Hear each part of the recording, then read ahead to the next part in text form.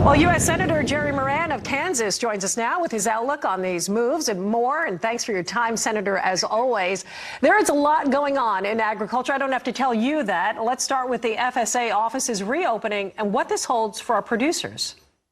Suzanne, it's a piece of good news. ARC and PLC sign up is a valuable thing. Helps farmers and their lenders know what the rules are and what they can count on.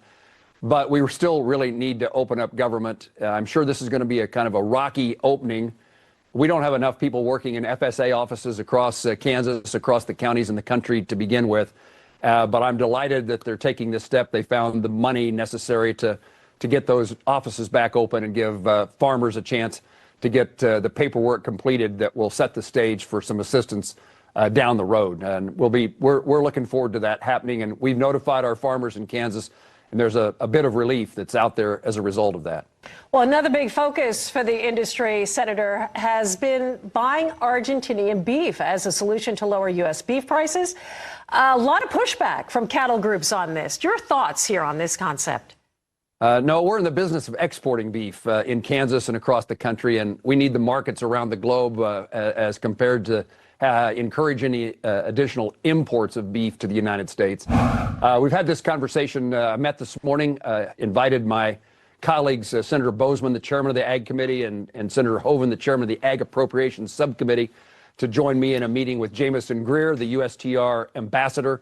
That was certainly a significant component of our conversations about this idea of importing Argentina beef.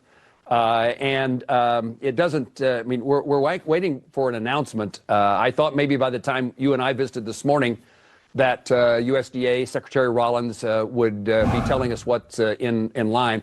Rumors around Capitol Hill this morning are an announcement that deals with helping smaller beef processors, opening up CRP land for grazing to help cattlemen in the United States.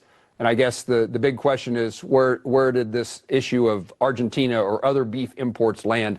But clearly a topic that receives a significant opposition, you know, at a time in which Kansas farmers, American farmers, are having such huge difficulties, high input costs and commodity prices and lack of export markets. We still earn a living, and the bright spot in agriculture in Kansas is the cattle business. And 58% of the receipts in Kansas, ag receipts, come from livestock production.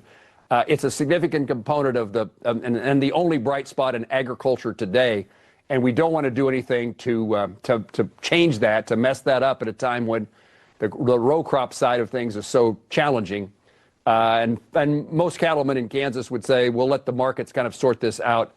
Don't create greater competition for us from importing beef. Well, Senator, since you brought up row crops, on another note, I know the American Petroleum Institute withdrawing support for legislation to allow year-round sales of E15. This obviously is a setback for our corn growers, especially with a record crop on the way. Your thoughts here? I'm a supporter of year-round E15. We've tried, the industries have tried to work together to find something that can be supported.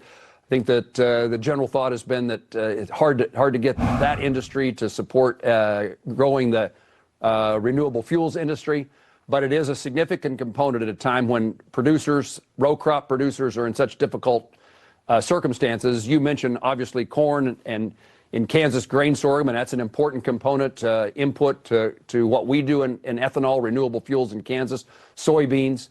We're looking at year-round E15. We're looking at improving and increasing the amount of food aid that goes to foreign countries in places where people are hungry or starving. And we're looking for every export market. I had in my office, as I say, the trade ambassador this morning. He's leaving for Southeast Asia, where he anticipates being able to announce some bilateral trade agreements with countries in Southeast Asia. Ultimately, perhaps leading up to a conversation, a debate and discussion between President Trump and the Chinese leadership about exports and trade circumstances between us and China. Hard to overcome the importance to soybeans and grain sorghum in particular, but all of our crops, all of these world markets matter to us. It's how we earn a living in agriculture, is we produce more than we can consume in the United States, and we sell it abroad. Absolutely. I know our producers, we talk to them every day, looking for more access for sure. So, Senator, before I let you go, obviously A lot of factors happening right now, especially with the ongoing government shutdown. Your outlook as we move forward, your message to our producers. Well, I'm always an optimist, and I know the importance to Kansas and its economy, to the communities in which farmers and ranchers live. The future of our state and the future of rural America is determined by whether or not farmers and ranchers have success. It's a noble profession in feeding the world, and we need to do our job here in Washington, D.C. to give farmers the chance to achieve that economic success that matters to them and their families and the communities in which they live. And we'll do everything we can to make sure that that way of life is enhanced and improved and supported by the policy decisions that are made in the nation's capital. Senator, we do appreciate all that you do on behalf of our farmers and producers, and we thank you for always making time for us here at RFD-TV.